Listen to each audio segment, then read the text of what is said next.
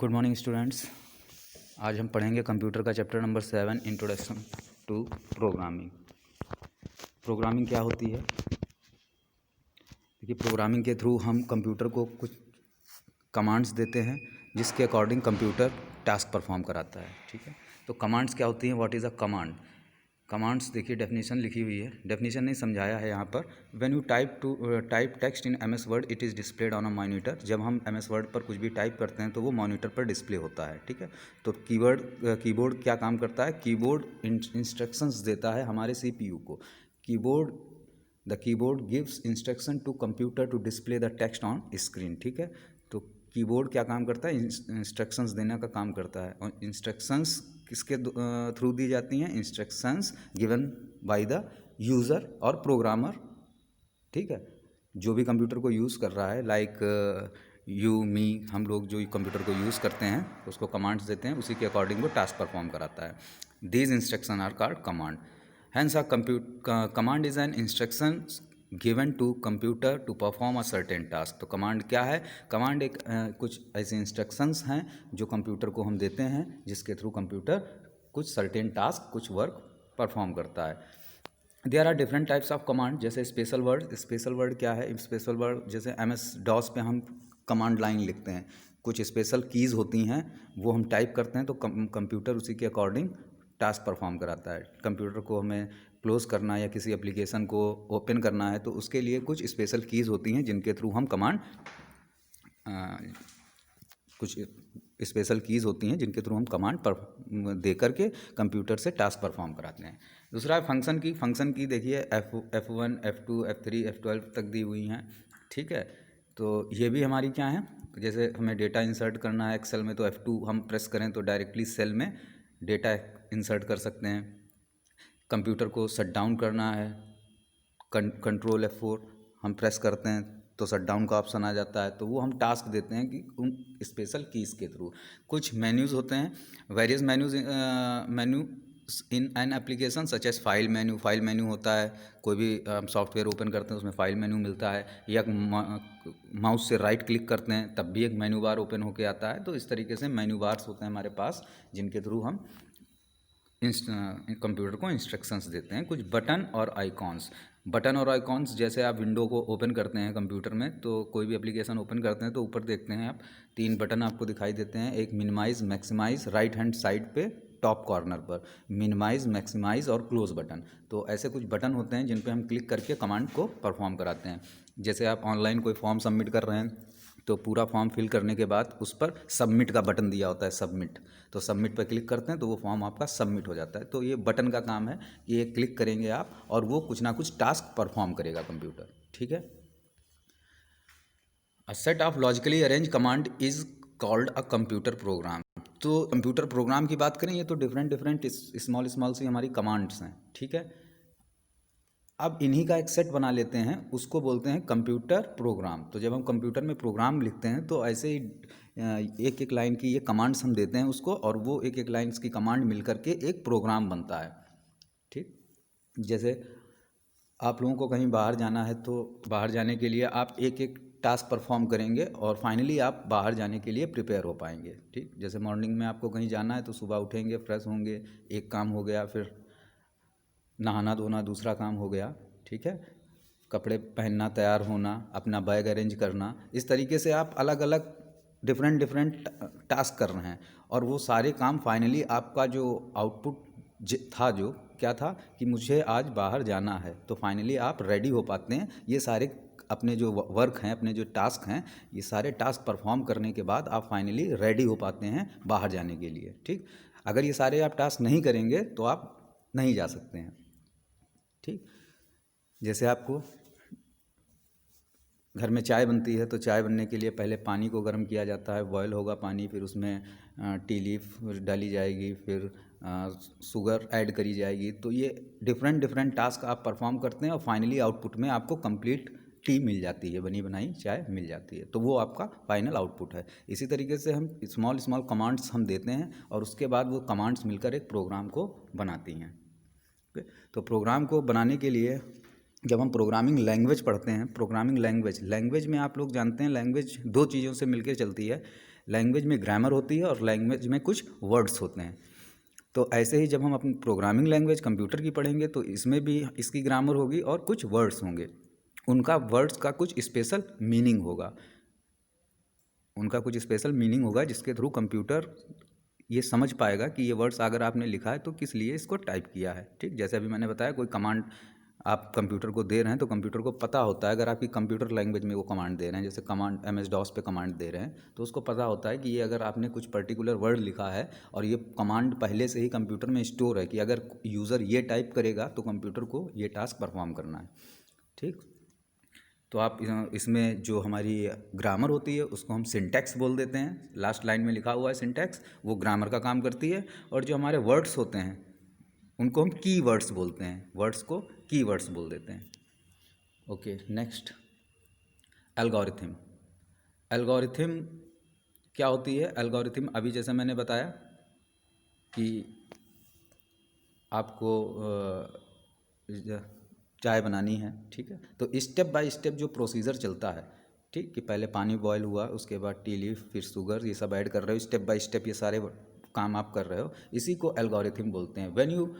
when your teacher ask you to solve a problem you first try to understand the problem। अगर आपका teacher बोलता है, example दिया इन्होंने कि आप कोई प्रॉब्लम सॉल्व करिए, तो पहले तो आप प्रॉब्लम को समझते हैं and then follow a procedure to solve it, और फिर आप एक प्रोसीजर फॉलो करते हैं जिसके थ्रू आप उसको सॉल्व करते हैं। जैसे मैथ में स्टेप बाय स्टेप हम करते जाते हैं और लास्ट में फाइनल आउटपुट में हमको आंसर मिलता है। To write a computer program for solving a problem, ठीक, इसी तरीके से हम कंप्यूटर प्रोग्राम लिख करते हैं कंप्यूटर पर, स्टेप बाय स्टेप हम प्रोसीजर करते जाते हैं और लास्ट में प्रॉब्लम हमारी सॉल्व होती है, फाइनली आउटपुट हमें मिलता है। You need to understand the nature of the problem, पहले हमको नेचर ऑफ द प्रॉब्लम किस टाइप की है ये हमें जानना होता है, and follow a well defined procedure, और फिर हम एक वेल डिफाइंड प्रोसीजर फॉलो करते हैं। This procedure is called algorithm, ये प्रोसीजर एल्गोरिथम कहलाता है। तो अब देखिए इसमें डेफिनेशन यहाँ पर दी है, an algorithm is a step by step procedure for performing particular task. ठीक है, क्या हो गया algorithm? Step by step procedure है किसी भी पर्टिकुलर टास्क को परफॉर्म करने के लिए, स्टेप बाय स्टेप प्रोसीजर है। ठीक है, कि इस स्टेप के बाद ये काम करना है, इसके बाद ये करना है, इसके बाद ये करना है, और फाइनली वो टास्क परफॉर्म हो जाता है। It is written in a simple language so that everyone can understand the step. ये सिंपल लैंग्वेज में लिखी जाती है जिसके थ्रू आप आसानी से इसे समझ सकें, कोई भी इसे पढ़े तो आसानी से इसे समझ सके। इसको हम लिखते हैं स्टेप 1, और स्टेप 1 में जो टास्क करना है वो लिख देते हैं इंग्लिश में, स्टेप 2 जो टास्क करना है वो लिख देते हैं इंग्लिश में। ठीक है, इस तरीके से हम इसको लिख करके पहले रखते हैं, उसके बाद इसका फ्लोट चार्ट क्रिएट करते हैं। अब देखते हैं आगे। It can be used for any computer language, ये किसी भी कंप्यूटर लैंग्वेज में यूज होती है। आपको जब प्रोग्राम करना है तो पहले प्रोग्राम को आपको समझना पड़ता है, फिर आपको उसकी एल्गोरिथम तैयार करनी पड़ती है, फिर आपको प्रोग्रामिंग लैंग्वेज में उसे कन्वर्ट करके लिखना होता है कि प्रोग्रामिंग लैंग्वेज में ये स्टेप 1 है, पहले में ये टास्क करना है, देन ये, तो फिर आप वो कमांड्स लिखते हैं उसी के अकॉर्डिंग। एल्गोरिथम में आपके पास है जैसे 10 लाइन्स की स्टेप 10 है आपके पास 1 to 10, फिर आप स्टेप बाय स्टेप जो पहला टास्क है उसके अकॉर्डिंग कमांड देंगे, दूसरा टास्क है उसके अकॉर्डिंग कमांड देंगे, फाइनली आपका आउटपुट आ जाएगा। An algorithm can be represented in 2 ways, SIDO code and flow chart. ये 2 तरीके से रिप्रेजेंट करी जाती है एल्गोरिथम, एक सीडो कोड और एक फ्लो चार्ट। देखिए सीडो कोड क्या होता है? A pseudo code represent an algorithm in descriptive manner, ये डिस्क्रिप्टिव मैनर में होती है। It is a good idea to solve a problem in a simple way before you write a program. Program लिखने से पहले हम इसका सीडो कोड तैयार कर लेते हैं जिसके थ्रू प्रोग्राम को लिखना हमारे लिए आसान हो जाता है, ईजी हो जाता है। It makes creating programs easier. A pseudo code uses keywords to describe the step. तो सीडो कोड में हम कुछ कीवर्ड्स यूज़ करते हैं इसको डिस्क्राइब करने के लिए। Let's write a pseudo code. देखो हमने एक सीडो कोड यहाँ लिखा है, पहले लिखा है एक्सेप्ट फर्स्ट नंबर ए, तो एक्सेप्ट जो है वो कीवर्ड हमने यूज़ करी। एक्सेप्ट फर्स्ट नंबर ए, एक नंबर ए हमने ले लिया। एक्सेप्ट सेकंड नंबर बी, एक नंबर हमने बी ले लिया। फाइंड कीवर्ड है, फिर से अगेन फाइंड ए प्लस बी, ए प्लस बी को फाइंड ऐड कर दिया। ठीक है, ए प्लस बी की वैल्यू फाइंड कर ली हमने। जैसे ए की वैल्यू 2 है, बी की वैल्यू 3 है, तो हमने वैल्यू ए प्लस बी फाइंड करी, 2 + 3 5, तो हमने वैल्यू फाइंड करी 5। फिर हमने प्रिंट कराया ए और बी, प्रिंट कीवर्ड है again. Print A and B, A2 था B3 था, तो यहाँ 2 3 प्रिंट हो जाएगा और फाइनली प्रिंट होगा A प्लस बी 5 हो गया था, प्रिंट कर देगा 5। तो इसके आउटपुट आ जाएंगे 2,3 जो प्रिंट कराया है 2,3, और सेकेंड आउटपुट आएगा इसका 5 जो नेक्स्ट प्रिंट कराया है, print A plus B. Okay, next इन्होंने ये प्रॉब्लम ली है, क्या है देखिए, स्टेप 1 से पढ़िए। रीड ए को रीड किया, रीड बी को रीड किया। If A and B are positive integer then, अगर ए और बी दोनों जो भी यूज़र ने दिए हैं नंबर वो पॉजिटिव हैं तो क्या करेगा, if A less than B, अगर ए छोटा है बी से देन तब प्रिंट कर देगा ए इज स्मॉलर देन बी, ठीक है। एल्स, अगर फिर ए छोटा नहीं है बी से तो एल्स में हमने क्या लिख दिया, इसका मतलब बी छोटा है ए से, print B is smaller than A. Else अगर बी भी नहीं छोटा है, दो नंबर हमने दिए, मान लो 2 3 दे दिया, अब 2 अगर छोटा है, ए वाला 2 है वो छोटा है तो ए स्मॉलर प्रिंट कर देगा, ठीक है। अगर मान लीजिए बी छोटा है तो बी स्मॉलर प्रिंट कर देगा। अब ना तो उसने उसको मिला ए लेस देन बी, ना तो मिला बी लेस देन ए, इसका मतलब क्या हुआ, दोनों नंबर इक्वल हैं, ना तो ए बी से छोटा है ना तो बी ए से छोटा है, इसका मतलब दोनों बराबर हैं। तो प्रिंट कर दे, प्रिंट जहाँ पर इनवैलिड इनपुट लिखा है, एल्स में आप ये भी दे सकते हैं, अदरवाइज ये भी लिख सकते थे, print both are equal. Okay, both are equal, अगर ए भी नहीं छोटा है बी भी नहीं छोटा है तो हम इसमें लिख सकते थे बोथ आर इक्वल। अब यहाँ पर इनवैलिड इसलिए लिखा है क्योंकि जो इन्होंने यहाँ पर कंडीशन चेक करी है, फिर यहाँ पर इन्हें कंडीशन चेक करनी पड़ती। जहाँ पर ये एल्स लिखा हुआ है, यहाँ पर एल्स ना लिख करके फिर से इन्हें इफ़ लिखना पड़ता, एल्स इफ यहाँ कंडीशन ये वाली लिखते, ए की जगह बी और बी की जगह ए करते, बी लेस देन ए, तब ये लाइन चलती और लास्ट में ये एल्स हमें देना पड़ता, तब हम लिख सकते थे कि both number are equal. Okay, flow chart देखते हैं। देखिए फ्लो चार्ट में कुछ बॉक्स होते हैं, स्टार्ट करते हैं तो स्टार्ट और स्टॉप बॉक्स होता है, इनपुट देना है तो वो इनपुट आउटपुट बॉक्स बना हुआ है। देखिए प्रोसीजर कोई है, कोई प्रोसीजर जैसे हमने चेक किया A less than B less than A, ये प्रोसीजर है कुछ इस तरीके से, कुछ चेंज करना है हमको, चेक करना है कोई भी वैल्यूज़ को आपस में कंपेयर कराना है, कोई प्रोसीजर है तो रेक्टेंगुलर बॉक्स है दिया हुआ, इस बॉक्स को यूज़ करते हैं। आगे कोई डिसीजन लेना है, कोई कंडीशन लेना है, डिसीजन कंडीशन, तो डिसीजन कंडीशन बॉक्स बना हुआ है। फ्लो लाइंस हैं, फ्लो लाइंस बताती हैं कि किस तरफ किस डायरेक्शन में हमें लेके जाना है फ्लो चार्ट को। फिर कुछ कनेक्टर्स हैं कनेक्ट करने के लिए, ठीक। एक हम सिंपल सा प्रोग्राम देखते हैं। कनेक्टर्स क्या करता है, connectors are use to connect one part of the flow chart to another, flow chart के एक पार्ट को दूसरे पार्ट से कनेक्ट करता है। कनेक्टर सामने दिया हुआ है, देखिए ये फ्लो चार्ट है, क्या कर रहा है ये flow chart, start read two number A and B, start किया, फ्लो लाइन्स हमने बनाई नीचे की ओर। अब यहाँ पर रीड टू नंबर, ये इनपुट आउटपुट बॉक्स ले लिया, रीड ए और बी को रीड कर लिया। फिर इन्होंने कंडीशन देखी ए एंड बी ग्रेटर देन 0, अगर ए बी दोनों ग्रेटर देन 0 हैं तो एक नीचे की ओर यस निकल गया है, एक राइट हैंड साइड चला गया नो की तरफ। अगर दोनों 0 से बड़े हैं तो नो यस की तरफ जाएगा, अगर 0 से दोनों बड़े नहीं हैं तो नो की तरफ जाएगा। और लिख के आ जाएगा आउटपुट में, आउटपुट इनपुट आउटपुट बॉक्स देखिए फिर से बना इनवैलिड इनपुट, क्या जाएगा इनवैलिड इनपुट, और इनवैलिड इनपुट के बॉक्स सीधे देखिए इनवैलिड इनपुट से लाइन गई है स्टॉप, प्रोग्राम को स्टॉप कर देगा। अगर दोनों ए और बी 0 से ग्रेटर देन है तो यस होगा, तो नीचे की ओर फ्लो चार्ट जाएगा, तो चेक करेगा ए ग्रेटर देन बी, अगर ए बी से बड़ा है, अगर नहीं है तो नो की ओर जाएगा। तो अगर ए बड़ा नहीं है बी से, इसका मतलब बी बड़ा है ए से, तो A is smaller than B print कर देगा। और अगर ए बड़ा है तो यस की तरफ जाएगा, यस वाली फ्लो लाइन जाएगी, और क्या जाएगा बी इज स्मॉलर देन ए, और फिर स्टॉप कर देगा। तो हमें दो नंबर देखने थे कि ए बड़ा है बी से या बी बड़ा है ए से, तो इस तरीके से हम उसका फ्लो चार्ट क्रिएट कर सकते हैं, बहुत ही ईजी है। Okay, next object oriented programming language. Object oriented programming language होती है ऊप्स, इसको बोलते हैं ऊप्स। ऊप्स के कॉन्सेप्ट होते हैं कुछ। This process of writing a computer program is called programming. There are two types of programming, procedural programming and object oriented programming. Procedural programming क्या होती है, जो हम एक प्रोसीजर से चलते हैं, स्टेप बाय स्टेप प्रोसीजर से हम चल रहे थे। और ऑब्जेक्ट ओरिएंटेड प्रोग्रामिंग होती है, उसमें हम कुछ ऑब्जेक्ट क्रिएट करते हैं, कुछ क्लासेस क्रिएट करते हैं, क्लासेस में हमारे ऑब्जेक्ट होते हैं, ठीक है। तो एक प्रोसीजर के थ्रू चलना सीधे, और एक क्लास के थ्रू चलना, क्लास बाई क्लास, कि एक क्लास में कुछ प्रोसीजर है, दूसरे में कुछ प्रोसीजर है, तो वो ऊप्स के कॉन्सेप्ट में आ जाता है। तो ऑब्जेक्ट क्या होता है, procedural programming contain a systematic order of statements, functions and commands. हमारे पास क्या होता है प्रोसीजरल प्रोग्रामिंग में, स्टेटमेंट्स होते हैं, फंक्शन होते हैं। फंक्शन, कोई भी फंक्शन, जैसे फंक्शन का मतलब आप जो दिन भर में फंक्शन परफॉर्म करते हो, आप खुद, जैसे दौड़ना, हंसना, खेलना, खाना पीना, ये सारे फंक्शंस आपकी बॉडी करती है, ठीक है।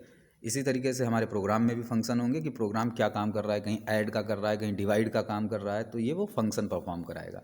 स्टेटमेंट, सिंपल स्टेटमेंट्स लिखा है, इंग्लिश में लिखा हुआ है सिंपल स्टेटमेंट्स, वो स्टेटमेंट्स हो गया। एंड कमांड्स, और कमांड्स जो हम कुछ कमांड्स कंप्यूटर को दे रहे हैं, वो कमांड्स हो गई कि ये टास्क, पर्टिकुलर टास्क परफॉर्म कराना है, ठीक है। तो ये प्रोसीजरल प्रोग्रामिंग में हमारा रहेगा टू कंप्लीट द प्रोग्राम, और हमारा प्रोग्राम कंप्लीट होगा। On the other hand, object oriented programming is based on object. Object oriented programming क्या है, ऑब्जेक्ट पे बेस कर होती है। For example, our hand is an object, हमारा हाथ क्या है, एक ऑब्जेक्ट है। तो हाथ तो हो गया object, that can perform various thing. अब हमारा हाथ काफ़ी चीज़ें परफॉर्म करता है, अपने हाथ से आप काफ़ी चीज़ कर, बुक को पकड़ते हैं, ठीक है, गाड़ी चलाते हो, साइकिल चलाते हो, तो हैंड का यहाँ जहाँ यूज़ होता है वो सारे हाथ के क्या हैं, फंक्शन है, हमारे हैंड के फंक्शन है। तो कौन से वेरियस थिंग देखिए, such as eating food, hand से ही हम फूड लेते हैं। टाइपिंग ऑन कंप्यूटर, कंप्यूटर पर टाइप कर सकते हैं हाथ के through. Writing in notebook, notebook पे हैंड से लिख सकते हो।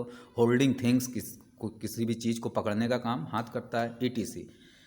तो हैंड एक ऑब्जेक्ट की तरह है, और वो वेरियस फंक्शन परफॉर्म करा रहा है। फंक्शन आपने देख लिए, जो भी आप हाथ से टास्क करते हैं वो सारे आपके हैंड के फंक्शन हो गए। In OOPs, an object is the instance of a class. OOPs में क्या है, जो हमारा ऑब्जेक्ट है वो क्लास का एक इंस्टांस है। अब क्लास क्या है, a class is a representation of type of the object. और type of the object, same type के ऑब्जेक्ट रहेंगे। जैसे हमने कह दिया एक एनिमल क्लास है, तो एनिमल क्लास में क्या आएगा, खाली एनिमल आएंगे, ठीक है। जैसे डॉग है, कैट है, टाइगर है, उस क्लास के अंदर ये सारे आएंगे, ठीक। अब इनके डिफरेंट डिफरेंट फंक्शन हो सकते हैं, ये तो हमारे ऑब्जेक्ट हो गए, कैट, डॉग, काऊ, इनके डिफरेंट डिफरेंट फंक्शन हो जाएंगे, ठीक है।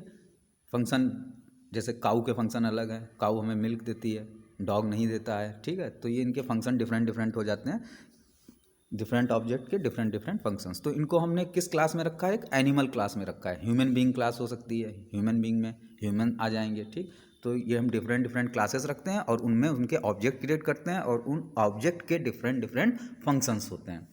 तो a class is a representation of type of the object, it is template that describe the detail of an objects, ठीक। अभी मैंने जो बताया, ये डिटेल, ऑब्जेक्ट की डिटेल को डिस्क्राइब करता है कि पर्टिकुलर ऑब्जेक्ट का क्या फंक्शन है, क्या नहीं।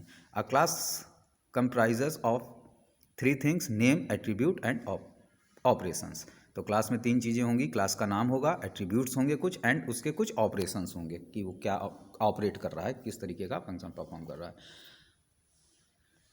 Let us create a class for the object hand.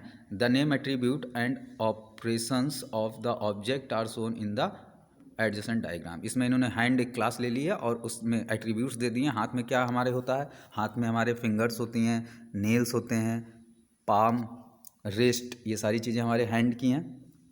और उसके ऑपरेशंस क्या हैं, उसके थ्रू हम कौन सा फंक्शन कर सकते हैं हैंड के through, eat food, type text on the computer, ये सारे अभी हमने देखे हैं, पढ़े हुए हैं, ठीक। तो OOP, object oriented programming is the most widely used approach to develop a software program, ठीक है। हम ऊप्स के थ्रू बहुत सारे ऐसे सॉफ्टवेयर जो क्रिएट होते हैं, आपके मोबाइल ऐप्स जो बनती हैं, वो सब हम क्रिएट कर सकते हैं। द मेन एडवांटेज ऑफ ऊप is reusability. Object oriented programming का मेन एडवांटेज क्या है, रीयूजेबिलिटी। मतलब इसमें हम जो हम प्रोग्राम लिखते हैं उसको बार बार रीयूज भी कर सकते हैं अपने प्रोजेक्ट के अंदर। You can reuse the code as many times as you want. Some of the popular ऊप लैंग्वेज आर, कुछ पॉपुलर ऊप्स लैंग्वेज हमारे पास में सी है, C++ है, जावा है, ठीक। इस तरीके से हमारे पास PHP है, .NET है, इसमें दी हुई नहीं है, ठीक है, पाइथन है। ये सारी हमारे पास क्या हैं, कई सारी हमारे पास ऐसी लैंग्वेजेस हैं जो ऑब्जेक्ट ओरिएंटेड प्रोग्रामिंग पर चलती हैं। ओके स्टूडेंट्स, ये चैप्टर फिनिश हो गया है। इसके क्वेश्चन आंसर मैं आपको सेंड कर दूंगा, इसको आप देखिए और पढ़िए। Okay, thank you students.